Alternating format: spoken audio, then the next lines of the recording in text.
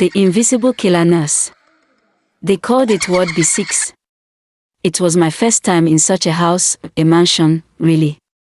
One of those homes you only see in TV dramas or the cover of real estate magazines.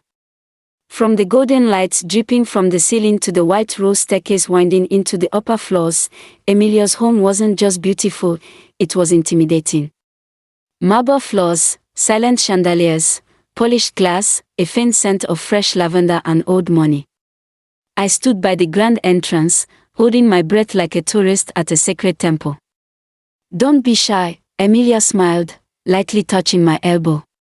"It's just home." "Just home," she said. For her, maybe. For me, this was another planet. She was breathtaking that evening. She wore an elegant emerald green gown that hugged her gently and flowed like a royal robe. Her hair was in curls, her smile soft and vulnerable. This wasn't Nurse Emilia from the ward. This was someone else. Someone regal. Almost untouchable. At the dining table, it was the four of us, Emilia, her parents, and me. Her mother was the first to break the ice. She looked excited, almost too excited. Her rich Ankara dress sparkled with delicate hand stitching. Her eyes danced as she spoke. "I'm so happy you're here," she said warmly. "Emmy always talks about you. Dr. Nathaniel this. Dr. Nathaniel that." "Mom!" Emilia exclaimed, her cheeks reddening. I laughed nervously. "Don't mind her," her father said calmly, reaching to shake my hand. He was quiet but had a presence. Tall, dark, neatly shaved. The kind of man whose few words carried weight. He leaned in, shook my hand firmly, and whispered, "Take good care of my princess. She's already yours." I nearly dropped my fork. My heart skipped. What was that supposed to mean? I nodded awkwardly, trying to refocus. What has Emilia been telling her parents about me?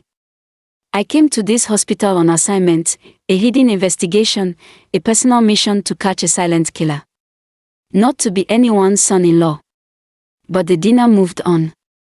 They served grilled chicken, yam balls, and jollof rice that could rival any five-star chef's kitchen. But I barely tasted anything. Because her mother, who insisted I call her Auntie Ivy, wouldn't stop talking. Just as we began the second course, Emilia got a call.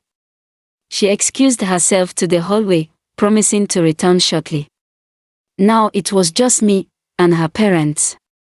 That's when Auntie Ivy leaned in and said the unexpected. "Emilia has gone through a lot as a child. I know you see the caring, hardworking woman everyone praises, but as a mother, I see something else." I stopped chewing. My eyes met hers. "I see a traumatized, depressed, and very fragile young woman," she continued. "She doesn't talk about it. Not even to me. But I know the signs. As a child, she has suffered too much, and the death of her cousin worsened the situation. The sad part is she doesn't want to talk about it either." My heart slowed. Auntie Ivy lowered her voice. "She lost a cousin once, inside a hospital. Mysterious death. The same symptoms. But even then, she said nothing. Not even at the funeral. She just stood there, stiff, like a statue." I stared at her, unable to respond. She was telling me something important, without telling me everything. "But since you came to that hospital," she added, "I've seen something different." She laughs more. "She's brighter. She hums again. She's living again. That's why we wanted to meet you." Just then, Emilia returned. "Mom, were you talking about me?" she asked, smiling but suspicious. Her dad chuckled quietly. "We were just having a conversation," he said smoothly. Dinner ended gently. Emilia and I took a long walk outside the mansion. She gave me a short tour of our family's garden, showed me the koi pond, and even let me feed the turtles. At exactly 10 p.m., I said goodnight.